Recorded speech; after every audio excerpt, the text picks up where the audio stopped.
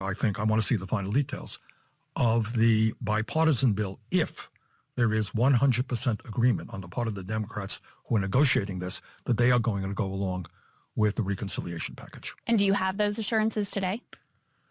That is a very good question. And the fate of all I can tell you is if I have anything to say about it, there will not be a bipartisan bill unless there is a reconciliation bill. Well, I think that the Bernie Sanders wing of the party is the tail wagging the dog. I think that the progressive wing is where the energy is. It's where the political money is on their side. And so when they pretty much when they play the music, Democrats up your dance. And I just think that's the way it's going to be. I think you're going to have a lot of pressure, particularly on people like Sinema and Manchin, who otherwise might be inclined to vote for less in taxes, vote for less spending, that are going to be under enormous amounts of pressure because that wing of their party in both the House and frankly in the Senate, I think is really ascendant today.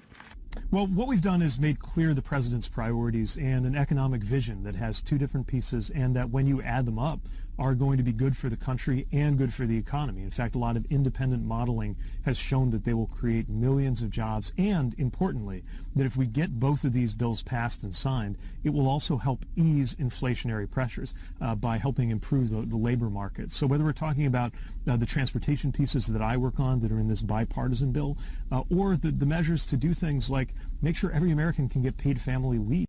Thank you, Jen. There's been a major push here recently to protect tenants from being evicted right now. Why isn't more being done to help the landlords who are struggling to pay their bills because they're not being paid?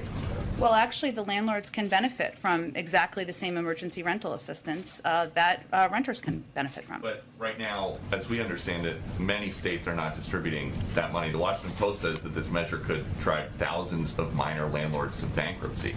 Well, that's exactly why, and I'm happy to have you as a partner in this effort.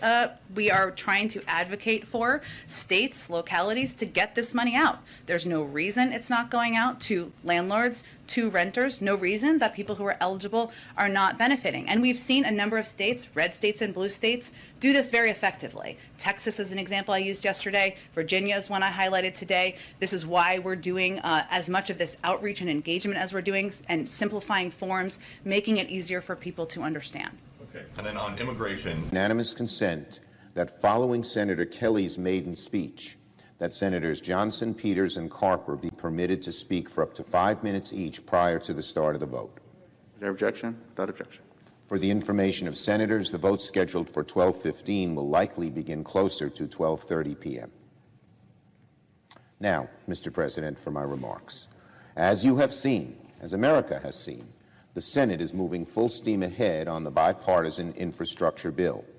Since the legislative text of the bill was finalized, the Senate has considered 8 amendments.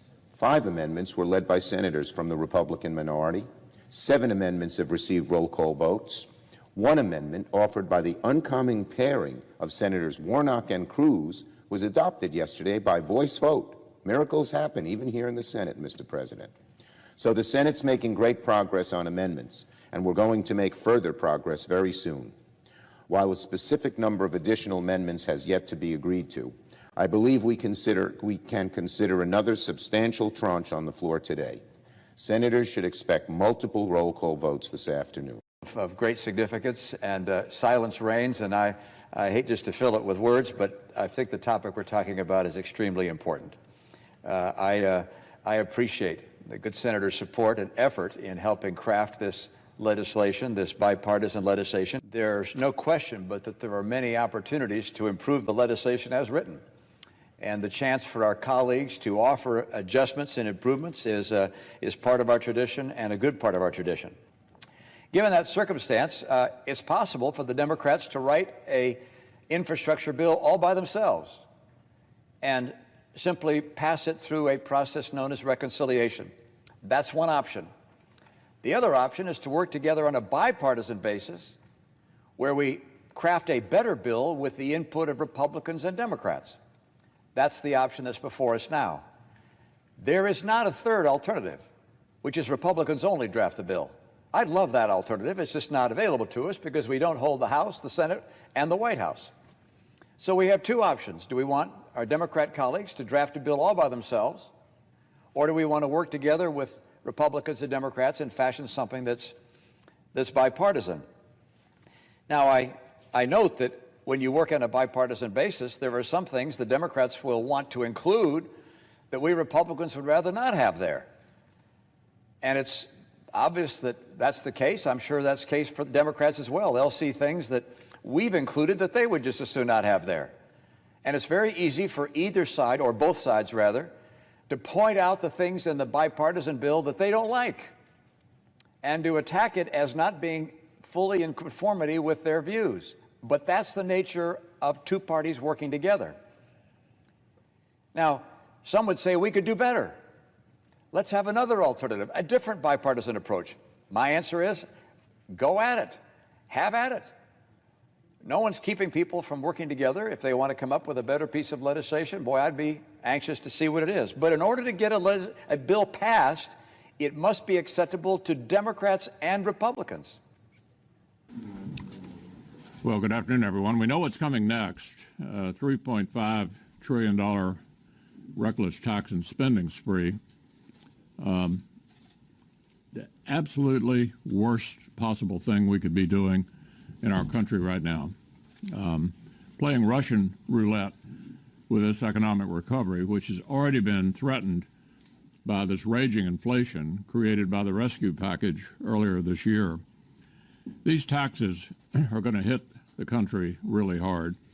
There was a Wall Street Journal article a couple of days ago featuring a landlord in my state who had been investing over the years in rental property in order to guarantee his retirement.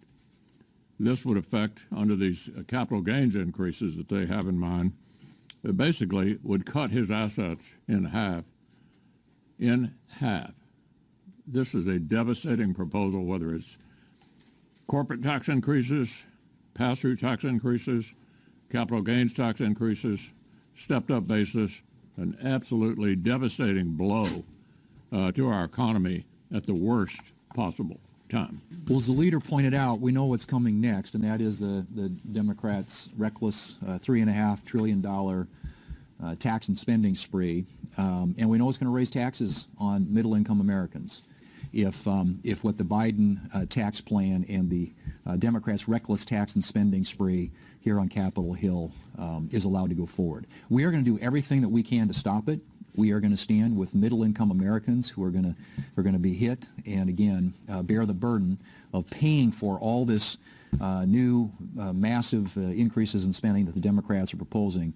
And we just think that the American people, when they find out what's going on, no matter their income class, are going to say enough already. And we're going to be there with them, trying to stop this at every turn. And we expect that when this is all said and done, the American people, when they render a verdict on this idea, it's going to be a big thumbs down.